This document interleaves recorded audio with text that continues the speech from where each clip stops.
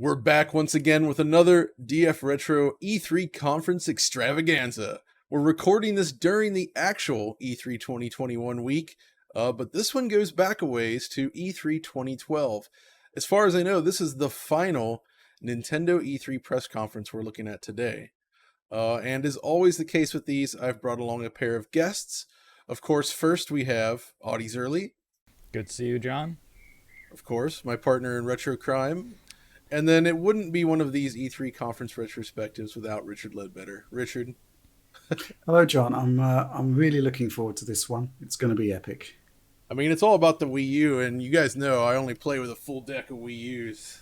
That's how we roll over here. Tape them together and you get a PS4 Pro. I needed, yeah, exactly. You got to put some tape on these bad boys. So my question to you guys, though, were any of you at E3 this year? No. Oh, so I was the only one at the actual show. Yeah, but you weren't at this actual event, though. As I was not at the conference, but I do remember the talk that was going around the halls before the conference and after. Specifically after, I remember very well having some interesting discussions. Okay. This was still a year before I even started working for Digital Foundry, so I was right back in Cincinnati doing my stuff. And I remember watching this live and kind of walking around like, okay, it's a little disappointing, but I still bought a Wii U on day one. Yeah. You know, I did as well. That's what I do. Probably not based on what they were showing at this conference, but no. I did buy a Wii U. It's Nintendo. Yeah. And with that, what do you say we get this underway? So let's get ready and go. It's momentous, though. I mean... So this archive is directly from Nintendo's own channel. They've kept this on here, which is cool. And the quality is actually pretty solid for a 2012 video, I guess. And oh boy. Yeah, sort of interesting pre-recorded segment that segues seamlessly into a live presentation. And to be fair to Nintendo, they know how to make the most of their stars, and they don't get bigger than this guy, right? That's right. This also kind of lays the groundwork they did for the directs eventually, because the directs were very, skit heavy eventually, and that's true. This is what Nintendo did differently than Sony and especially Microsoft, was that they used their own personnel as characters. They made the company more personable. And it's also just kind of fun, really. I mean, the thing about E3 of this period, and it's kind of seen in this presentation, is that it's really exec heavy. Yeah, exactly. But, it's still got some levity to it. By the way, I noticed when they switched from the production company quality, like Pikmin sequence, to like, here's the live camera, you can see a pretty significant difference in lens quality and the color balance. Do you have a problem? Right when he entered that door, I was like, okay, the production company's work is over. Yeah. We're live. So what? So they had it all to prove here, really, didn't they? Because E3 2011, we saw demos, we saw the hardware. Everybody came out thinking that Wii U was a touchpad for the Wii. It was a pretty disastrous reveal, wasn't it? Let's face facts. Yeah, I think it's important to note that it was actually 2011 where Nintendo really actually revealed the Wii U, and that was the one where they kind of showed some of the concepts. They showed the gamepad primarily. They had some tech demos, and it was just sort of like what their vision was for it, but the way they presented it, like you said, Rich, it kind of did. I mean, we knew it was not just the gamepad, but I think a lot of consumers were confused by it. I was working for several magazines at the time, and we had editorial staff that still were not sure, even though they had, Nintendo's own specs on this. They didn't get the concept. I mean, I guess that's more on the editorial staff than it is Nintendo, maybe, in some cases, but it was clear that their messaging was really not good surrounding this gamepad. And sort of developer sentiment wasn't great either. I remember speaking to a third-party developer who basically they'd been briefed on PlayStation 4 in 2011, and then Project Cafe comes along, which is Wii U, and it's like, hold on, guys, this system isn't as powerful as the Xbox 360 and PS3. That was kind of the the sort of feedback they were giving. Well, to be fair, the CPU side was pretty disastrous. The GPU was pretty good in the Wii U. But, It was, yeah. But basically, third-party developers were looking forward to the new generation. By that point, 360, PS3, they were already they'd passed their peak, I think, and people were looking ahead to the next big thing. And then Nintendo comes along with typically a design that isn't exactly pushing the state-of-the-art technologically, but instead doubles down on a concept. Yeah. Now, the question is whether that concept was any good or not. So, And well, I think the thing about the Wii U is you look at what they're showing here, and they're talking about the stuff like, yeah, we wanted a second screen. You know, you wanted to be able to play off the TV.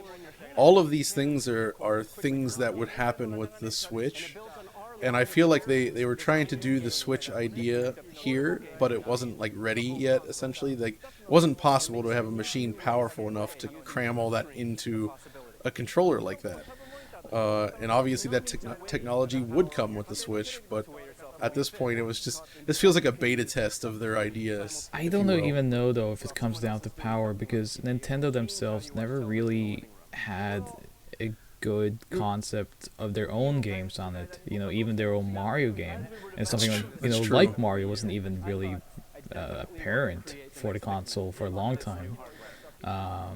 And when it eventually did come out, it didn't really use the gamepad. Pikmin, you know, as a concept could work, but I don't think that was a mainstream title of that caliber. it's just a great game, though. It's a great game. It's I love great, Pikmin. and I do think that, you know, it had been a while since Pikmin had been around, and it was like kind of Miyamoto's. I've understood that he was very fond of Pikmin. Yeah. It was a very important project to him. So, from their perspective, Pikmin was probably kind of like a really big deal. Well, remember, I'd say. Pikmin had kind of been forced into existence because it was at like this backroom conference, I think in 2008 or 2009. He had just mentioned to one of the reporters that Pikmin 3 would eventually come out or could come out or something like this. The same happened with Pikmin 4, though, Yeah. where it's been talked about for years. So it's just and you know, I love Pikmin. I think it's a great series. So I'm always happy when it comes back. I think when you look at this, the bottom line is that when it comes to Nintendo first party, the specs of the actual hardware are kind of secondary to the design talent, the art talent, the it gaming. looks good. It just looks really good. It's well up there with resolution apart. If this came out on a PS4, I'd be happy with it. Oh, yeah, Honestly, I mean, you could release this on any of the new consoles as like, you know, not a top end technical showpiece, but just releasing this today on like a PS5 or a Series X would look fine. Would look good even. Like the art direction is so solid here, and it's just they use the technology in very smart ways. Yeah, Nintendo's use of color is really, you know, next level. It's not that it's revolutionary, but they're just so good at creating color palettes that are appealing and makes their Also, their game fruit stand out. rendering. And the fruits. I mean, who could resist that fruit, The quality of a Plus the- console must be judged by the quality of its fruit rendering. right? Yes, And exactly. the Wii U is just like on the next level. Wasn't it I also noticed. Rare was like putting cheese in their games on the N64, right? You could find like piece of cheese and GoldenEye and stuff. You could find a piece of cheese. Yeah.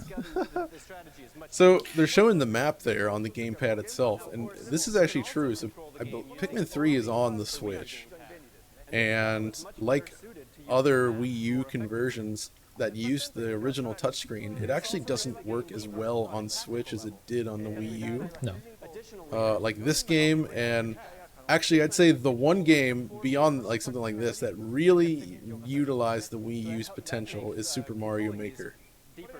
Right. Like that was actually a perfect use case for the hardware, and it's notably worse on Switch. Yeah. Because you know, without having the separate screen to directly draw on, without the precision of the stylus, it never felt quite as good. So they did find some use for it, but you're right. By and large, it didn't really work out. But I mean, if you put yourself back in the audience in 2012, you're watching this. I feel like starting with Pikmin 3 kind of makes a pretty good first impression, right? Yeah, it makes a good first impression, but it's what kind of comes after and just continues that I know. doesn't live up. And I mentioned I was at E3 this year, and prior to this conference, there was a lot of talk, and generally the talk was, what is it, of course. And a lot of people had this idea that it was going to be a kind of in-between console hybrid thing where the gamepad would work on the Wii, but also would be like beefed up on the Wii U, so it was going to be like a hybrid. And I never felt this was possible, really. And then there was also a lot of talks. If you guys remember, communication during this time for Nintendo was difficult. But had also been this rumor of this VR headset since the early 2000s, where like some fan had mocked up this concept demo. And this was also discussed by a lot of people for some reason. I remember being with Destructoid, and there was several people within Destructoid. It was like, oh, there's going to be VR attached to this new console. And I was really not sure where this was coming from. So doesn't that tie in? I mean, okay, thinking about that, I could kind of see where that's coming from, because this was like right around the time of 3DS with stereoscopic 3D. It had VR was kind of like on the cusp of becoming a thing again. Like wouldn't have. I can't remember when John Carmack first showed that Oculus prototype, but it would have probably been around this time period. So I didn't follow VR so much. I don't know if it was around this time. You're probably right in that sense. But Nintendo themselves had never really, when it came to VR, they had always been somewhat skeptical. I mean, even for something like 3D, I remember they were talking about like 3D on television, which at the time was kind of like, the adoption rate for that wasn't great. And Nintendo had kind of kiboshed that as well. So, John, you're entirely right. Carmack's presentation for the prototype Oculus was E3 2012, this same year. But here we are with Reggie, and there's always something a bit sort of unsettling about his presence. It's like, I'm watching this without the audio feed. It's kind of like, it's as though he's delivering a monologue from Richard III. Yeah. Well, I mean, since the reveal of DS, I mean, people loved him, and he has quite the presence though on stage. Yeah, he commanded commanded attention. Nintendo needed that. They needed someone. I was gonna say, as somebody who's an expert on all things wrestling, Audi. I mean, to me at least, he looks like somebody that could fit into the wrestling world if he wasn't doing this kind of stuff. I think we talked about this on the Konami conference video we did a long time ago. But in 2010, I had a meeting with Reggie. And he had scheduled another meeting after talking to me for like 5 minutes. He was very nice. And they're not talking about anything important anyway, so I can tell this story. So after our meeting, he was asking me like, oh, what you're up to now? Like, what's next for you? Just kind of asking. I was like, oh, I'm going to head over to like the Konami booth because they have a wrestling match, like a lucha wrestling match. And he's like, are you serious? And I was like, yeah. And he looked around and he found like his usher, and he's like, we need to go check this out. So I walked with Reggie between the hallways with his security team to get over so he could just see if this was real or not. He was there for like a minute and left and said goodbye. But that's always a good memory for me with Reggie, and it really speaks to him that he was very personable. It still is. He's still with us. He was very nice, very kind, and he definitely knew how to handle fans. I'll tell you that much, because I can imagine. I saw some people try to dunk on him, and he dished it back pretty good. So 2 points from that. First of all, I want an usher. I don't know why, just do. And secondly, we're sort of getting the whole spiel here on the second screen experience, which was the big thing, which is possibly, along with motion control, one of the biggest blind alleys in gaming, the biggest dead ends. You can't say motion controls were a dead end, though. It was really successful. I just did. Motion controls would become key for VR, so... Yeah, that's still around, Richard. I'm talking about full body motion control. Specifically Kinect. You just don't want to stand up. this is kind of he's right. yeah, the second screen thing, which is basically, first of all, everybody was kind of watching TV but also tapping away on their newly acquired smartphones and iPads and whatnot, and everybody's wondering, well, what can we do in the gaming space to actually make sure that eyes are on games for both screens. So first of all, we had what's it from Microsoft, a Smart Glass. Yeah, Smart Glass. Which basically was apps that attached to your phone or tablet. But basically, Nintendo doubled down on the whole concept and built an entire console around the concept. And wow, it just, let's face facts, it was a spectacular misfire. And I think the bottom line is that, yes, I have two eyes, but they can only look at one thing at a time. Oh, you can't look down with one and up with the other? It would be an extreme, if I was sort of like chameleon-like in nature, right. If we were lizards, then possibly we could get away with it. But it just doesn't work. And there are some interesting concepts that we'll see here in terms of how the second screen is used. But fundamentally, you can only really pay attention to one screen at once. Yeah, so And that's kind of the problem, right? It goes back to what John was saying about, like, the second screen is for less interruption. You can do menus, you can do maps, you can make a convenience around the gamepad, but you can't make a full game concept, really. See, the thing is, though, is like, you're right. Like, at this point, this was still considered a big new thing, and it was integrated into the Wii U, which actually allowed it to work okay.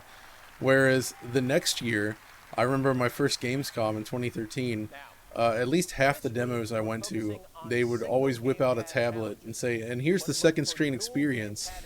I remember seeing that Need for Speed game from 2013, and it was like, we have a dedicated app. You can like log on and like tap on your friends while they're playing the game and like mess with them and stuff. And I'm just like, why would anybody ever want to do this? It was such a... Oh, here we go. Hardware description. Yeah. I don't know what to say about this. I didn't like this controller at all. It was just too big and unwieldy. And but what I did like about it, and I think it is, actually a pretty decent concept, the fact that you did get an effectively latency-free experience where you could move the gameplay onto the touchpad and you didn't need the screen. That was actually pretty decent. I'd actually quite like to see that on a console today, because I don't think remote play really does it. No. You got downsampling too, because the screen was only 480p. Yeah. And most games were higher than that, so it actually looked pretty clean in effect. So interesting story here. Because typically Nintendo has E3, and then in the foreign territories, like we are in the UK, they will do presentations after E3 where you can go hands-on. And so I think it was Super Mario where we could actually... we were allowed to film the screen, and we could film the controller. And I thought this would be a great test to test the lag of the screen, because you could mirror the content. And so we recorded with a high-speed camera the touchscreen and the TV. And it turned out that the TV was running without game mode and was super laggy, and there was like 100 millisecond lag on the screen. It was actually 100 milliseconds behind the gamepad. So the gamepad was actually super low latency, but the TVs they were using to demonstrate were suboptimal, to say the least. That's funny. I don't know about you guys, but I always felt like the console, the actual console Wii U, is kind of a nondescript, and I keep forgetting what it looks like. It's a very basic box. Yeah. And one thing I can see right here immediately is, so they had both a white and a black version with slightly different memory internally. The black version is terrible in terms of holding up long term. The white plastic still looks good today. The black plastic over time, it just looks, you see all the micro abrasions in it. It looks just like, it shows fingerprints industrial easily. The shiny black plastic is just awful, awful business. Yeah, it was Xbox the same on One. the Xbox One. Yeah, they had the same exact problem. That original I got version. the review unit. For Xbox One, and literally within a day, it had micro scratches on it. I was like, where did they? I haven't touched it. How has this happened? But know. It's the wind. but you're right. The same with the Wii U. So And you're right. this The then- box is nondescript. No, it's kind of bizarre. I think that's why people thought about the gamepad, because Nintendo didn't show the box that often. Really, like, it is there, but like they focused on the gamepad, and I think that confused people. So what we're seeing here is kind of like because Nintendo were notoriously behind on online services, and they were trying to catch up with I guess this is Miiverse. Yeah. Which was And fun. there's some awesome concepts here, but I believe it required some pretty intense moderation because everybody just Yeah. wore huge willies. Oh, of course. You were first on I that, actually right? I tried that actually, and it did get moderated quickly. Yes. So We all I was tried curious that. to see what would happen. I mean, this But was also a continuation of what Importantly- you saw on. Do you remember on the DS there was like that message app where you could draw messages? PictoChat. Yeah, which most people called they replaced the P with Oh, a D. But that was a lot of people have fun with this. I remember at MagFest we always used that as like a communication tool, It was fun. and that was thing- a continuation of it. The thing here, though, with the Miiverse is it gave birth to the nice water guy, if you remember. Yes, the nice water guy, and Yeah. what was it? Something about Metroid. Why can't Metroid duck or something like this? Yeah, exactly. Sorry, what is There's- nice water guy? There was this guy that was notorious on the Miiverse who would just take screenshots of water in Wii U games and just like write nice water. Nice water. He was just going around through every game he could and just taking pictures of the water, and it was always nice water. Now it's been so many fair years, enough. John. Is it time to reveal that was actually you, or? Why do you think I did the DF Retro on water? Yeah, exactly. You did. Your magnum opus.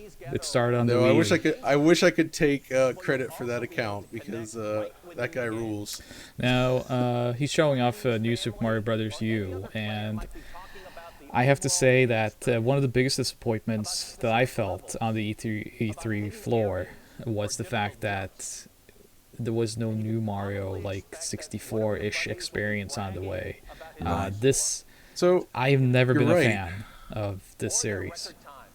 the thing is like they would eventually release Super Mario 3D World on the Wii U. Much later. Can you imagine if they had that at launch, though?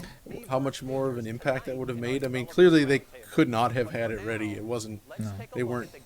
But still, that would have been such a big deal. And 3D World has to be one of my favorite gaming experiences of all time. I had so much fun with my friends playing that game. I like it a lot too. Yeah, It's yeah. really good. It's a fantastic game. This, and though- it's out on the Switch now too. So, Yeah, this game is actually fine. Like, it's probably one of the better new Super Mario Brothers games, but I still just don't like the way I it don't looks. like it. It feels so like. It feels cheap. like heavy. Mario feels heavy and wrong. And Yeah. what's worse is if you remember this specific year, 2012, I think it was, they also released the 3DS XL, Yes. and along with it, new Super Mario Brothers 2, 2. which was this. So they had coin, this for coin the farm. 3DS, and they had this at the Wii U, like just like a couple months apart. Yeah. And everybody was already feeling like, you know, they were losing interest in the new series, and then they released two at once, and it was just like, Now, you know what? one of my bigger problems when I watch this again now too is that I saw like that Halloween Ghost Castle level, Yeah. and I was really excited when I saw that because there was actual like art design involved. It wasn't just these kind of like Background's CG there. render Marios. So I felt The like backgrounds in this game are actually good, though. Like, overall, it's just the foreground stuff and Mario's it's characters still that look cheap kind of and it's bad. inconsistent is my problem. It feels like yes. assets have been lifted over from the Wii, which absolutely has, and then you have some newer assets which look much better. So it's kind of clear that either this started its life on the Wii, or it was just a quick kind of like we need Uh-oh. Mario at. Wait, here we go. I think we have a special guest coming here. Yes. Bruce Finally, some Wayne? new content. No, he was waiting. Harley Quinn. This is terrible. Okay, Mr. Reggie. You know, Reggie could play Bruce Wayne. He's got the It's got the he's got physique. the presence. Yeah. Here's a. They're showcasing their new system, and the first third-party game they show is a port of a game that came out a year prior, and the Yep. port itself is bad. Yeah, This is a horrible I mean, way. Like, this is such a bad look right here to start with this. So they had some good stuff though. yeah. You know, Rayman Legends is coming. Yeah. Zombie Rayman- U. That stuff's exactly. They should have started with that, not this. Well, I kind of feel so. Arkham City was huge, so I don't think the fact that it was a year old and stuff. I actually, if the port was good, I think this would have. It's a big get for Nintendo, and important. But it's just that, first of all, the first thing you see is just a still character render that talks to you, and then what Right. we're getting is like a bad port and some pretty bad armor. I love Still seeing in those this two sort guys of- on stage though, because it's very. They look like they could be conducting a business meeting right now. Well, exactly, yeah, but it's like execs. That's not really the people that can sort of connect to gamers. And then we get this kind of bizarre Rocksteady cameo. And then somebody else comes out to basically say that Rocksteady weren't really involved Yeah. with the port. You can And tell. yeah, and basically, I mean, well, let's quickly talk about this port because it is, you know, fundamentally they've revamped the kind of menu system to use the touchpad, which is fair enough. But the actual port is really bad. I mean, you know, the frame rate's unlocked. It's low. It's much lower than 360. It's lower than PS3 even, which is like. Yeah, which not a was, good you know, look. it was kind of a bit dodgy. And, you know, I'm kind of looking at my old coverage for Eurogamer here, and basically the biggest difference really is the new armoured costumes for Batman. And bizarrely, Catwoman gets an armoured upgrade, which, you know, what's going on there? And just kind of, you know, I think I described the costumes. Yeah, here we go. What can be stated unequivocally is that the new costumes look hideous, which, you know, they do. You know, they're just sort of bizarre. They're just there. There's no reason for them to be there other than the fact that it's called the Armoured Edition. So, Wow. yeah, really not a great way to start the third-party representation for the Wii U. It also very Wait a quickly minute. points out an issue that they would always have is that in order for it to work on the Wii U, you had to redesign core aspects of your games. So porting, and this was a big thing, was that the Wii did not compare to the PS3 and Xbox. There was always, the ports were always bad and had to be pretty restricted. And then when we got to this, where people were hoping that Nintendo would have a fully spec'd out console that was HD, and we could now get ports of new games that would hold up, it was becoming very clear during this conference that the third-party situation would continue to be pretty bad for Nintendo, because everything would have to be reworked. Yeah, that's for sure. It's just, you know, it's just bolt-ons really, isn't it? And, you know, the whole costume thing, I mean, it is basically, I think, yeah, going back to my article again, Catwoman's athletic bodysuit gives way to some kind of futuristic monstrosity with glowing breasts. Wow. Wow, Batman's Did you write new for costume bears- Eurogame or Maxim? While Batman's new costume bears all the design hallmarks of a supermarket exclusive action figures. Which, Oh no! You didn't comment on Batman's bulge, though. I think it's comment on the breast, but not Well, the bulge. well, you know, what can I say? The thing about this though is I noted that the guy that came out to talk about this from WB Montreal, and they would go on to do Arkham Origins, I think, which would come out the next year, Mhm. I On think. the Wii U. And then we got actual Arkham Knight, which was like Arkham Knight's still one of the best looking games we had last gen, I feel. Like even today it looks really good. So to go from like this stuff and then like 2 years later you have Arkham Knight, it's just like that. It kind of really showcased that, yeah, the Wii U really isn't going to last long against these machines. No, They were not going to bring Arkham Knight to the Wii U. no, that was for sure. I mean, it didn't take long for the third-party situation on the Wii U to be quite dire, which No. the third-party But now we situation on have Wii a- was fine in the sense that we got a ton of games on the Wii. It's just most of them were not very good in terms of like shovelware and whatnot. It was pretty high on that console. Actually, That's interesting, Audie, because you're right. Because the Wii itself was so different, they couldn't really just port games over, right? No. So to make it on the Wii, you had to make a different version. Whereas on the Wii U, you could actually kind of port stuff to it, but it wasn't always easy enough to work with or strong enough to do it justice. So you would end up with just bad ports instead of original games based on other games. So it's kind of a different situation. It was pretty dire, I feel. It's Compared actually to, like, worse the Switch than, where we are now.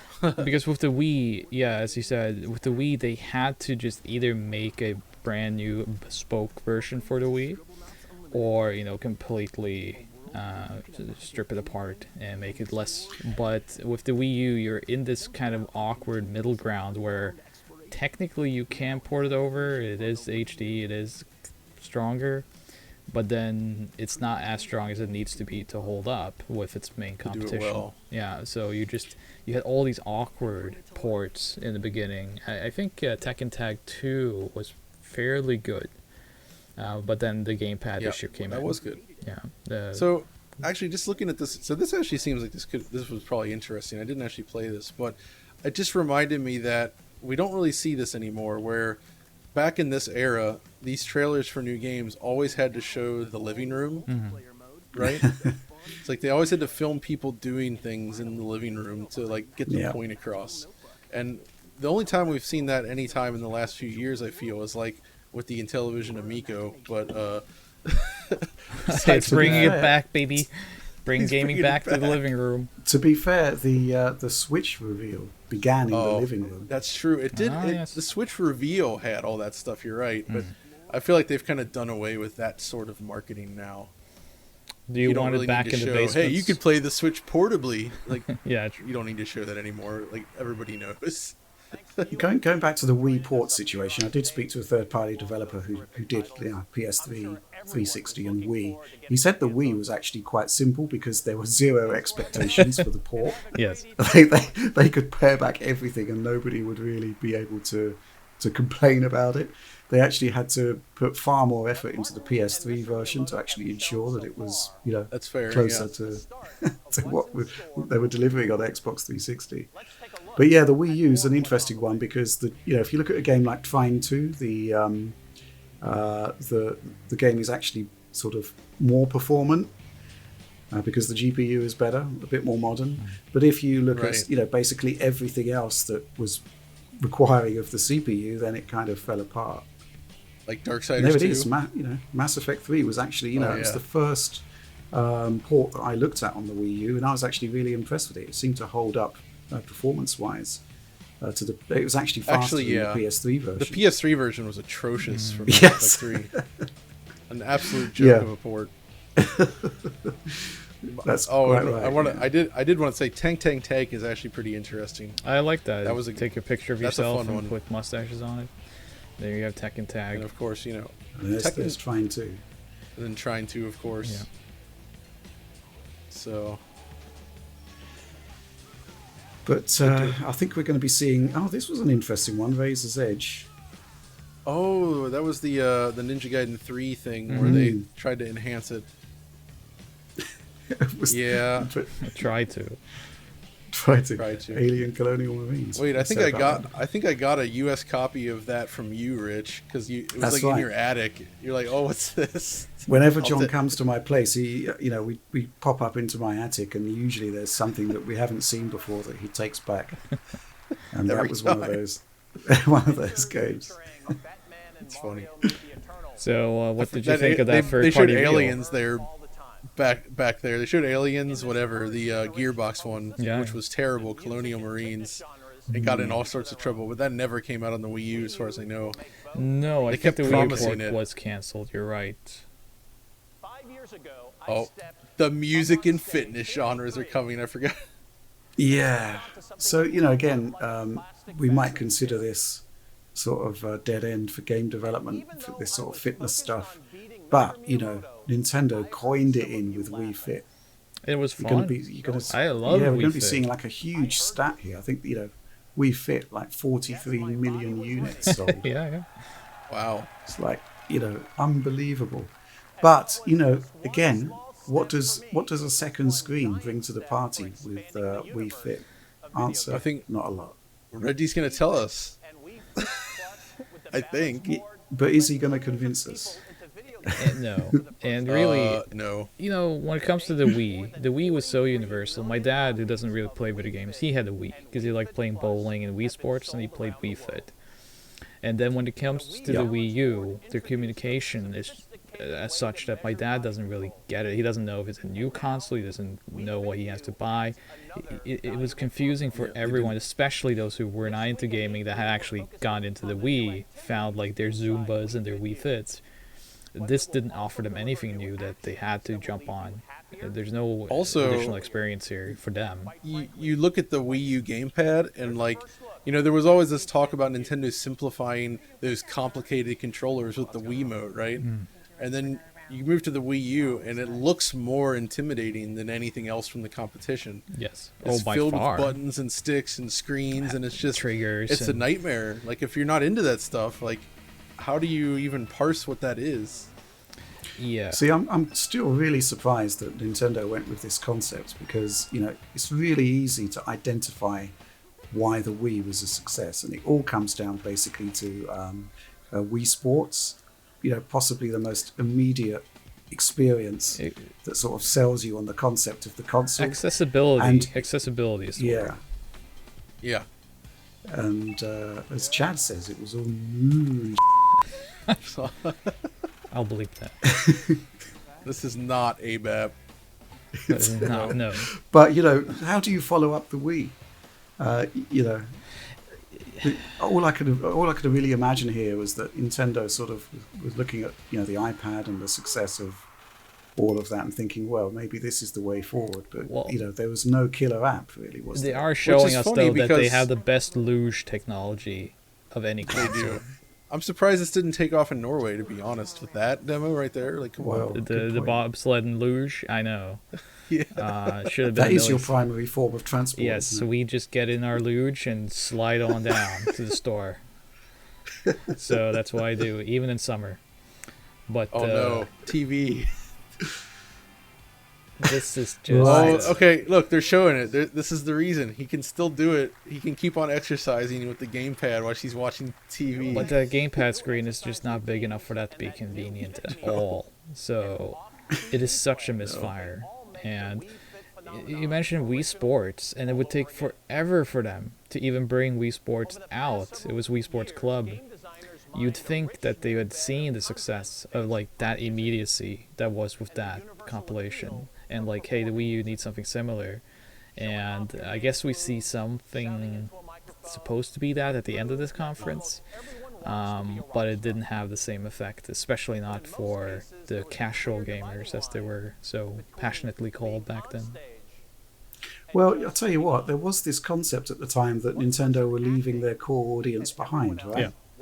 Yeah. And that was the major concern, and they've kind of done a massive about-face on that. You know, they've doubled down on that. You know, they've doubled down on what they're great at, and I think, you know, that's been key to the Switch success. But I'll tell you what, something else that's been key to the Switch success is that there are all of those Wii U games that never performed for them sales-wise that just found a new audience on the Switch. That's so funny. They had an entire entire generation. Games, and then they just brought them all over, and it's like, there's only a few left that haven't been ported that are like big titles. Yeah. And I don't think we're ever going to see them, like Xenoblade Cross. It's unlikely that's ever going to get a Switch port. So I think I think what we're seeing here is possibly the nadir of the whole second screen experience, because it's being used as a kind of karaoke lyric prompter, and you know, totally useless because everybody knows the lyrics to "Call Me Maybe" already. I know, right? So, especially you. What's your go-to karaoke song, Rich?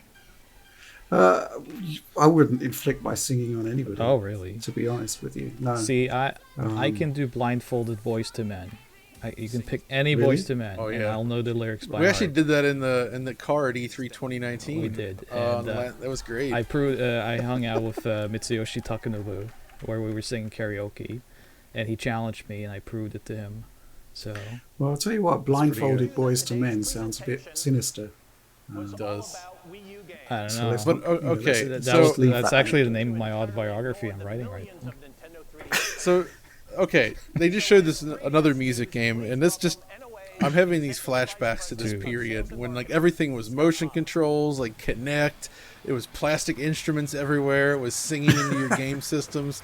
I mean, this was like such a weird time for like games. I feel when you look back on it now, like everybody was into like adding all these peripherals everywhere they could to do like weird things like this. Yeah. And I think it was all due to the success of the Wii. I'm pretty sure that that's where all of this came from. All the success of like the wireless controllers, especially like the motion controllers, like you had Guitar Hero and whatnot, and Rock Band, and but speaking of flashbacks, I mean, when I think about music in Nintendo, I think of Wii Music, which I mean was just my favorite game on the Wii, and also the So, best E3 this is moment. This is interesting then. If you think the 3DS as we know it now was a huge success, right? But like this was just a year or so after launch, and the 3DS did very poorly initially. Yep. And they sort of had to like apologize and do that thing where you get the ambassador games and everything, and they dropped the price, and this it also had things like the Frankenstick, which nobody liked. Yes. And this is still the original model here. They hadn't revealed or released the XL yet. XL, That would yeah. come later in the year. Yeah. I think the point is, though, they did turn it around. And They really did. Yeah. I've been thinking a lot about the failure of the Wii U. And, for a start, they would have known pre-launch that they had issues. And, when the launch happened, they would have known that this wasn't going to be another Wii. And, how do you turn it around? Now, to be fair, they'd already made strides with 3DS here, turned that around, but it never happened for the Wii U. And obviously, they accelerated their plans to shift away from the Wii U as quickly as they could, really. Yeah. We got the Switch like 4 years later. Yeah. And they brought everything that had been successful on the Wii U came over to Switch eventually, including new stuff like Splatoon 2. Or Splatoon was on Wii, and then Splatoon 2, of course, early on for the Switch. And then, like, you think about, like, Mario Kart 8 was a seminal release for the Wii U. But on Switch, it went on to become one of the top-selling Nintendo games, I think. Yeah. Like, it's like It still is. millions and millions of copies sold. It just keeps on selling. It's still on the top of the charts, like in the US and Europe. So it shows that, the game was great on Wii U. It's just that the hardware wasn't appealing. Nobody wanted the platform. It wasn't in the homes. Yes. So I was for the 3DS. I was actually at the conference, and I was actually at Nintendo's booth playing the 3DS on their reveal. They had like this. Was it attached to somebody? Yes. When you were waiting in line, it was attached to all these ladies. They had like this little like tentacle sticking out of their abdomen. And they Yeah. were very happy about being there with the people. I was at leading over. the same E3, the 3DS reveal, Yeah. and I saw I don't think it was interactive, but I saw the demo for Metal Gear Solid 3. That was not interactive, yeah. but it was there up on the show floor. They had the Yoshi's Island 3D demo that I don't think ever came out as a game. That's right. Pilot Wings was Man. there, but again, it was like the communication was kind of hard because people. I mean, of course, it was the glassless 3D, but then Yeah. the concept they were It showing was really didn't exciting at the time, by the way. It was exciting, It's but just- when you play the in demos they had concept. there, it didn't add anything necessarily to the games. And for the 3DS, I still think that like outside of Between Worlds, A Link Between Worlds. yeah, that made great use of 3D, and it's an awesome game. But I'd argue the Sega 3D Ages from 3D M2 Ages, also I was does. just going to mention it. Those kind of experiences, great. But for 90% of the time, most people just took that 3D slider down and played So- 3DS as a handheld.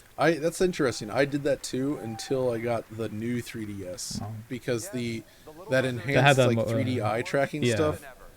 That like completely solved all the issues with it, and it was extremely comfortable and awesome to use on that thing. But on the original, like if you just moved your hands at all, you're getting constant crosstalk and ghosting, and Yep. it was just such a pain. Now this was Not a machine. for the announcements that were at this conference, this was the one that excited me the most. Was Luigi's Mansion 2. Oh yeah, because you're right. Like the series had been pretty much dead at this point, and they're like, "Hey, Luigi's Mansion's back," and it's like, "Oh, okay."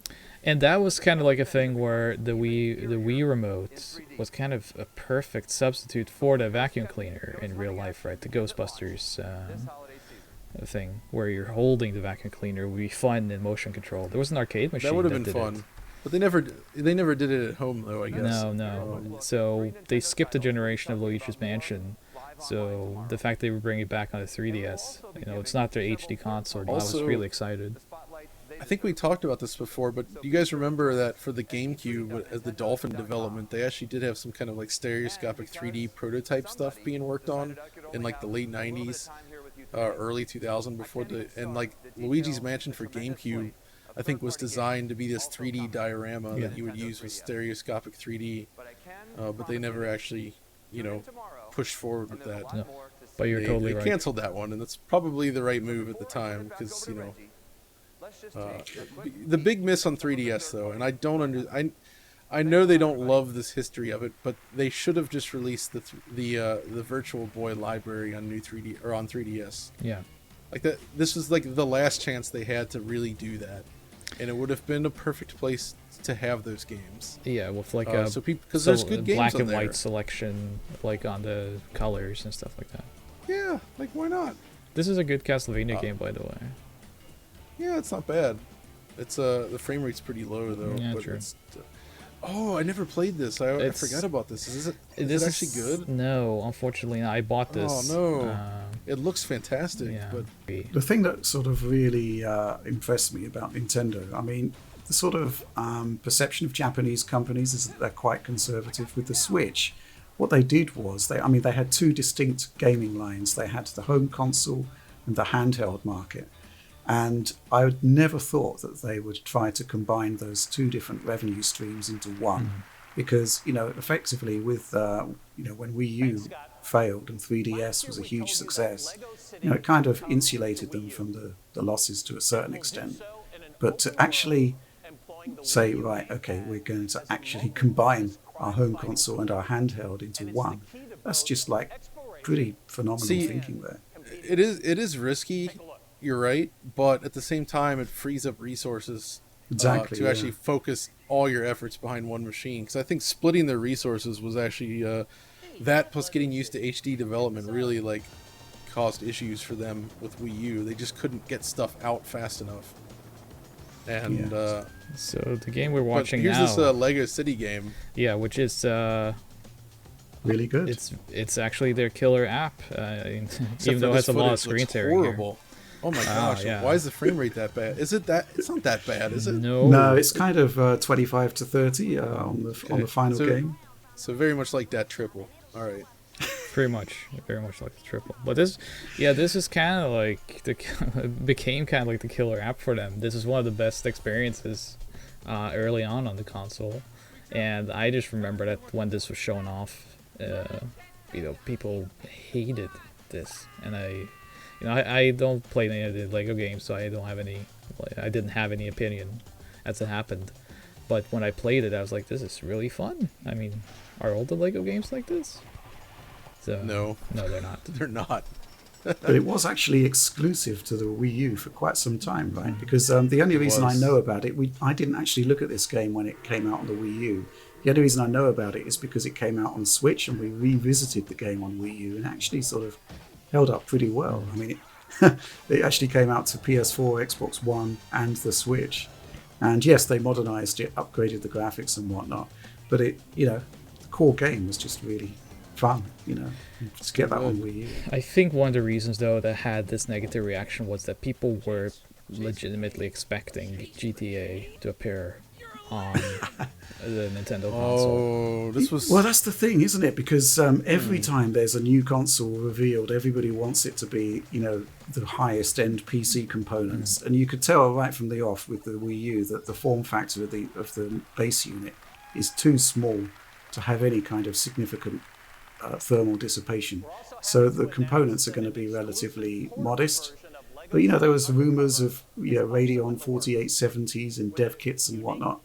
And that's just not the way Nintendo roll. And yeah, that did result in some limitations in the type of games that you could play, and third-party ports in particular were not particularly good. But, Nintendo first party's always been kind of insulated from the technological specs, simply because of the genius of the design and the artists. It is interesting, though, that a year or so after this is when Grand Theft Auto 5 would finally release.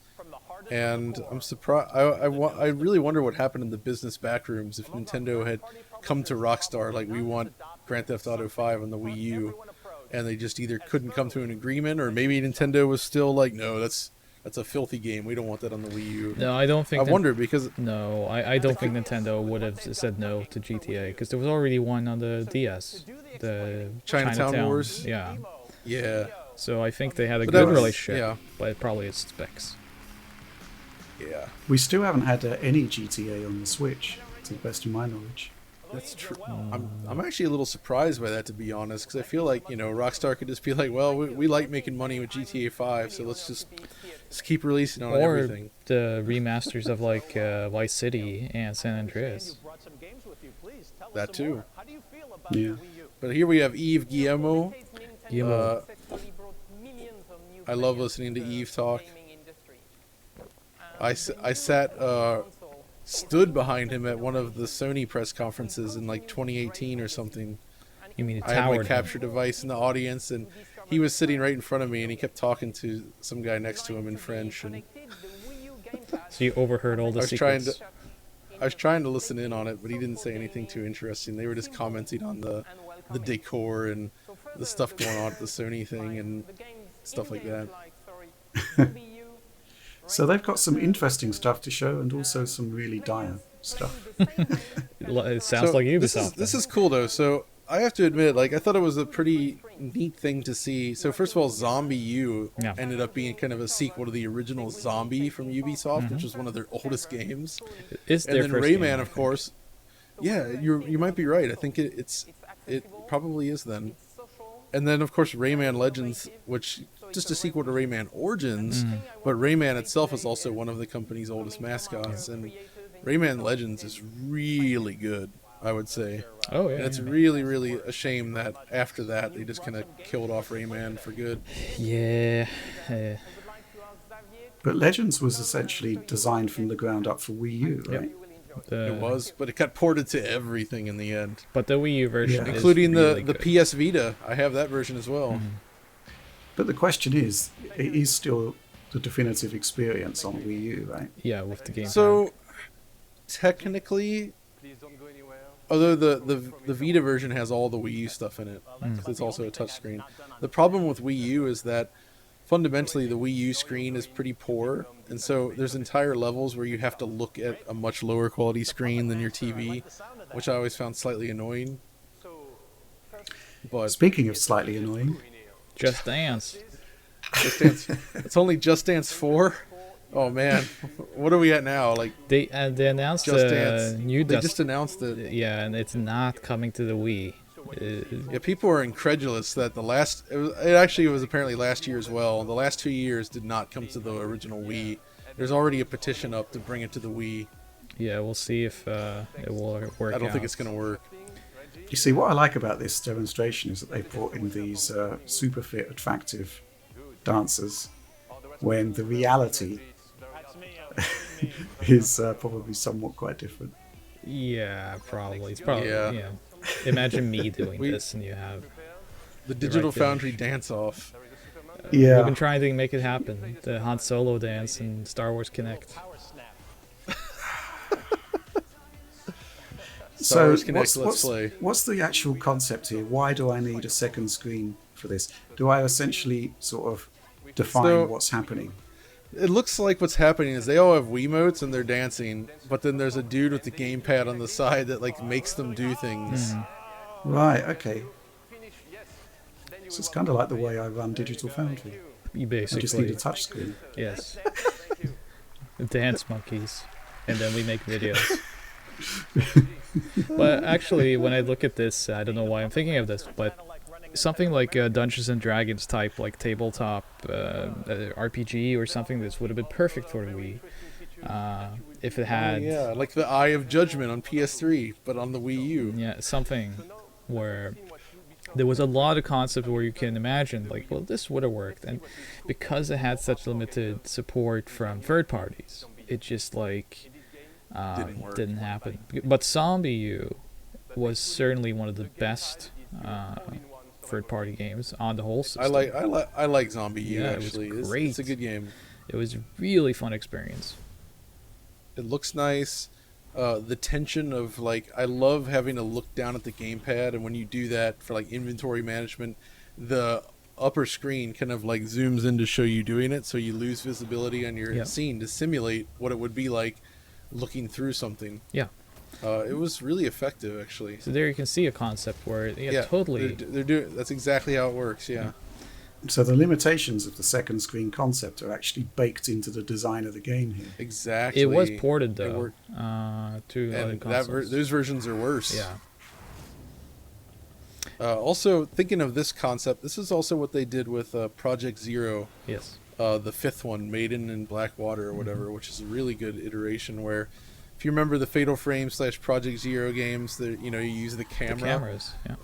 to kill the ghosts essentially, and they basically make the Wii U gamepad your virtual camera, so you can kind of move around in a 3D space. And it worked perfectly. So I mean, it was perfect for the Wii U. So, but I mean, if you have a console where you have to kind of like have concepts that perfectly work, then it's not very robust in terms of like a widespread appeal, because then you have to have. It was not all these kind of like cameras and all these inventories and whatnot in order to make it work. Whereas for a fighting game, that's what I play most, and the Wii U was not good for fighting games. Yeah, but you could just map all your combos to the touch. Yes, and sit and push it. Yes, I do remember this. It's like great fun. Great fun. Oh yeah, sort of pushing the state of the art of tech demos here. That. This is something that Nintendo had played with for so long, though. It doesn't even work. It doesn't work. It's it doesn't terrible. even work. There we go. It's working now. Remember, wait, no. Perfect Dark was supposed to have face mapping. Yeah. Oh yeah, they had to get rid of that. Yeah. You scared? No. That was terrible.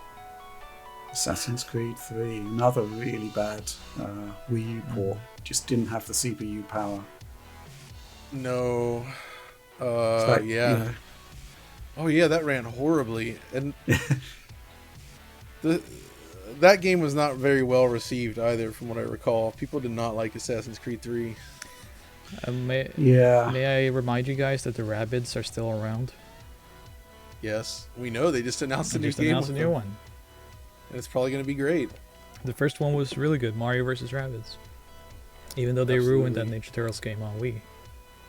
So did they just relegate Rayman to a trailer reel? Yes. Yes. I'm sad. Wow. I'm sad to say they did. That's unbelievable. Our heroes are dead, Rich. Like, no one cares about them anymore. Here's the Avengers. The Avengers. Still a thing back then. Still around today. More Marvel games. I actually checked, by the way. Earlier they had facebook.com/Wii U, and I typed that in, and it still exists. Oh. It has exactly one post on December 1st, 2012, and it says, "Welcome to the European Facebook page for Wii U. If you want to get the latest info about Wii U on your news feed, select your preferred language." Yeah. And it's like, there's nothing. So this, oh, and wait, then I clicked on the English language, and it's wiiu.co.uk, but it says Clear Funds India now. Okay. But on the actual conference, they've abandoned that.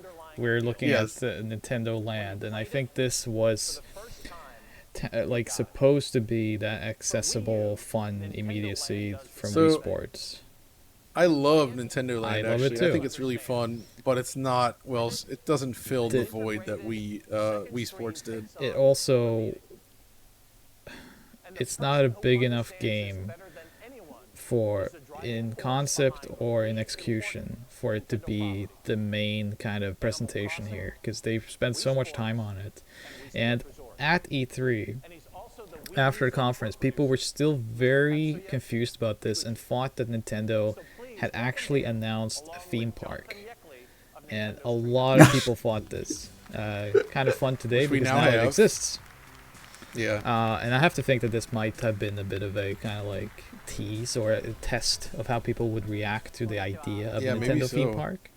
But this falls flat on its face. Even though the game itself, so much fun. I love the Donkey Kong Perler game and or Marble game rather.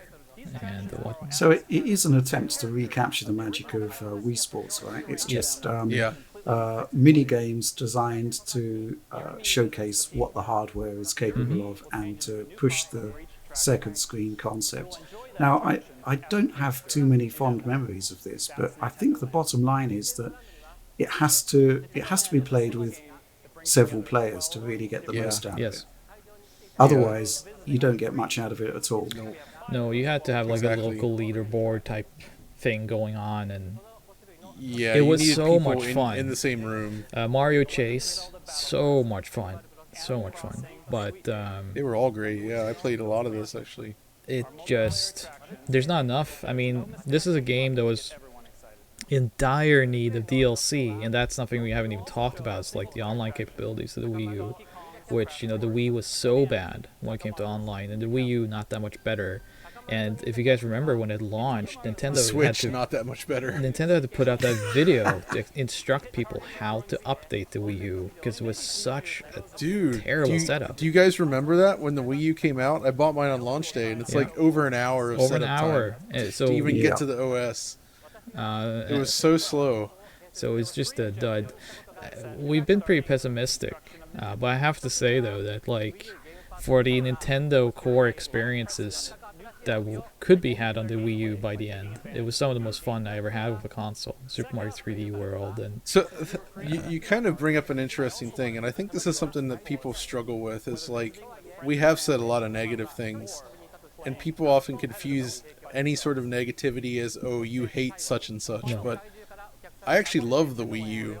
I think it's not a great product, and they made a lot of mistakes with it, but I actually love it. I think there's a lot of great games on there, and I have a huge collection for it, I actually. do too. And stuff like, it gave us Donkey Kong Country Tropical Freeze, which was just... Amazing game. That game was so good. I love it so much, and yeah, it was awesome. And on they had there, like and Wind Waker HD, and there was a Wind Waker lot HD's of on great there, of course. experiences. Twilight Princess also had the HD version. which you was know. great.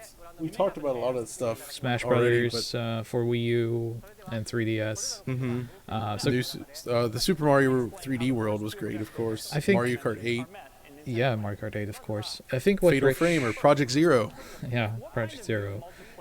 Tons of good ones, especially here in Europe. We got some good collector's editions. But what Rich was saying earlier about like with the 3DS, Nintendo had to bounce back, right? And I think for the Wii U, what they did was they fired on all cylinders on their own game designs and efforts. So Nintendo was putting out some of their best quality on this. Basically, like on the GameCube, it was just like a Nintendo game on the Wii U was sure to be pretty amazing. But when Nintendo is the only one delivering that at, 6 months in between each release, you don't have much of a console there, unfortunately.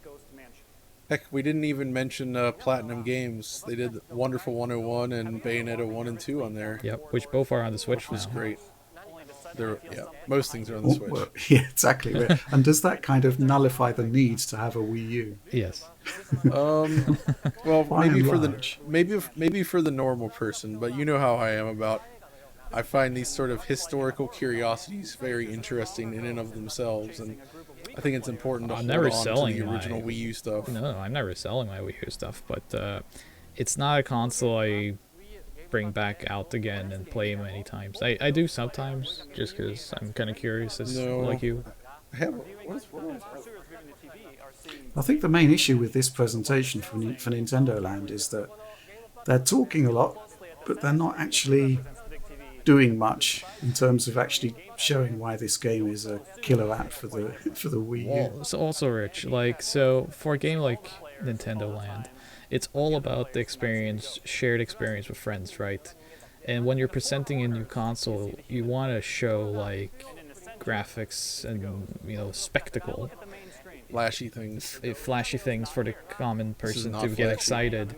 And when you show something like this, where it's like a maze out of Atari 2600 with some HD textures, it's just kind of like, okay, well, let's not spend more than 2 minutes on this screen. But of course, they're on it for like 10.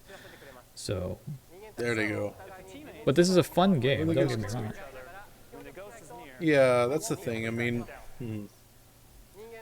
that's the poor old Wii U. There's good stuff on it, but this just Nintendo's strategy during this era was really like off.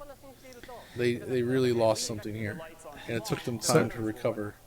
So Nintendo Land is not available on the Switch. Could they do a port of it, or is I don't too think- much? no. for Too, us? too much No, would no. be lost. No, I don't think it's possible because one person needs to have their own screen Yeah. that the other people can't see. You can't play And you like can't Mario have Chase. the portable Switch while also connected to the TV. So Right. fundamentally, this would not work. They could do a sequel though, which they should, with a lot more games, because that was the problem here. Is that you had basically played out the game within 2 weeks. You had played everything. You'd gotten the high score, and it was a game that like was so perfect for DLC and adding some new titles and new games to this, because it's all based on actual Nintendo properties, right? So they could have added so many more mini games, and they should have really. It should have had DLC packs with new mini games every like season. But I guess the back end of the game doesn't support this. So, oh no, It's the quite batteries interesting. have They have to physically freeze the game and spend ages explaining what's going on. Yeah. That's real bad. Yeah. And this, I can't believe they're spending so much time on this rather than like Mario Chase, because Mario Chase is so much more fun to watch, and easy to understand. easy to understand. There's that F-Zero game, which at least there would be some F-Zero at the Nintendo conference for once. And there's so much else they could show, but they're showing this, which visually doesn't tell you much of anything. It's just ants in a maze. Man, the Wii U was also home to Devil's Third, if you guys remember. Of course, who Hidegaki's doesn't? final masterpiece. Yeah, go on eBay and pick up a copy. I have two. Oh, good for you. You have enough to fund your kid's college. Oh man. I think my favorite Wii U experience overall must have been Captain Toad. That's up there. I really like Captain Toad. Yeah, Captain Toad was amazing.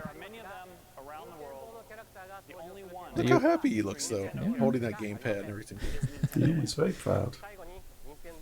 He's like a beaming parent. That's cool, though. Do you think this was just like the wrong product at the wrong time? Yeah. I mean, Ultimately, though, looking at the current state of Nintendo, like them struggling with Wii U, it probably ended up being a good thing for them in the long run, because it set them up to do the Switch. And if the Wii U had been a big success, we probably would not have gotten the Switch when we did, and it probably wouldn't have been as strong as it was. No. Especially with those heavy hitters right near launch. So I kind of feel like this is one of those things where it's like, yeah, it didn't work out, but in the end, it would work out in a different way. This is like the opposite of what happened with Sega and Dreamcast. Like Dreamcast could have been their Switch, where the Saturn, which is an amazing machine, but it didn't resonate in most of the world. It kind of failed. They killed it early, and then they came out with the Dreamcast, and they seemed to do everything right, just like Nintendo did with Switch, but it just didn't resonate, and it wasn't enough to succeed in a big way. So I just think a lot has gone wrong here because the focus on those killer first-party games isn't really there. The system launched November 2012, and we saw the PlayStation 4 February 2013. And so essentially, if it doesn't have the mainstream appeal that the Wii had, if it isn't providing appropriate fan service to the Nintendo fans, and then 3 months later Sony debuts the PlayStation 4, heralding a new era of gaming. And they unveiled PlayStation 4 with that Killzone demo, which looked like unlike anything that had ever been done in real-time 3D before. And the knack. Compared to the Wii U, it's just like, yeah, a knack. And if those killer first-party games were there, then I don't think anybody would have cared. But they were significantly invested in trying to get third parties to jump on board with the Wii U, because to be fair, they did have a system that was in some respects comparable and or better than the PS3 and the 360. But it's just arrived too late, really. Let's not forget that the Wii U has a version of Breath of the Wild where it was originally supposed to debut. Of course. And that's widely considered one of the best games of the last 10 years, and you can get it on Wii U. It came out when it was dead, but it does exist. And because it's on Wii U, it's on PC as well. That's true. Via emulation. Yeah. This stream is not brought to you by Nintendo. No. Clearly not. I just noticed that the background there, it looks very Jamaican somehow, the colors, when Reggie's in there. Oh, yeah. The yellow and the green. Or maybe more Brazilian style, I don't know. I was going to say, it looks a little bit more Brazilian to me, but... Yeah. The Wii U was not a success in Brazil, I can't confirm, by the way. I'm not surprised. Oh, of course. You were in Brazil at the time, right? No, I comedy haircut. No. I was in the United States at this time, and I was working for... I might have been working for Destructoid by this time. I forget who I was working for at the time, but I was actually living in the United States. Together better. Together Isn't better. that like a Wayland Yutani phrase or something? Yeah. We do need to revisit the Wii U reveal, because I did, for background research purposes, check it out, and before I watched this, and it's really bad. The way they actually announced the name Wii U. Yeah. It's like, hey, it's all about you, so we've actually added the pronoun to Wii. That's It's just awesome. Maybe that's a good idea. We should follow up in the next month or so and sit down and do that one as well, so that these two can kind of launch close to one another. Because there was that Zelda demo in there that actually looks really good, Which is not on this never conference. actually translated. Does It not never show became here. anything. Yeah. But Look, that's a few it. people there. There's sort of rapid exit there. Everybody's like, "Oh, let's get out of here." Yeah. Yeah. That's it. This is the final press conference of Nintendo. I kind of have to say I miss E3. it a bit. I do miss I do too. just excitement around The spectacle. Yeah, I do love the directs, and I don't think they should stop doing it. But I think there's something to be said about doing these types of conferences. But yeah, it's an interesting idea, though, isn't it? Because it ties into the excitement of E3. But I think this year, in particular, 2021, has demonstrated that E3 is basically a kind of nebulous concept as opposed to an actual event. Here he goes again. And anything could be E3. You can just jump on and do your own thing, and I think that's what they're doing with the Nintendo Directs. At the same time, though, I think this E3 being all digital as it is has kind of demonstrated that without the actual event, it doesn't really work. No. Because most of the stuff shown has kind of not been perceived very positively, except for, Microsoft had a good show, and we can assume Nintendo will at least, they'll deliver a Direct, as they do. So we'll have to see, and we're going to see that soon. As of this recording, we will be watching that later today. But that's going to do it for this one. So thanks for coming on this journey with me, fellows. No problem. That was fun, and we will come back and revisit the 2011 conference soon as well. So you can check out the actual where it started on the Wii U, because the Wii U, it's a fascinating machine, as we've discussed today. But if you guys enjoyed this video, as always, like, subscribe, ring the notification bell on Twitter, find us on Twitter, and ring that notification bell, however I want to say it. It doesn't matter. But we'll see you next time.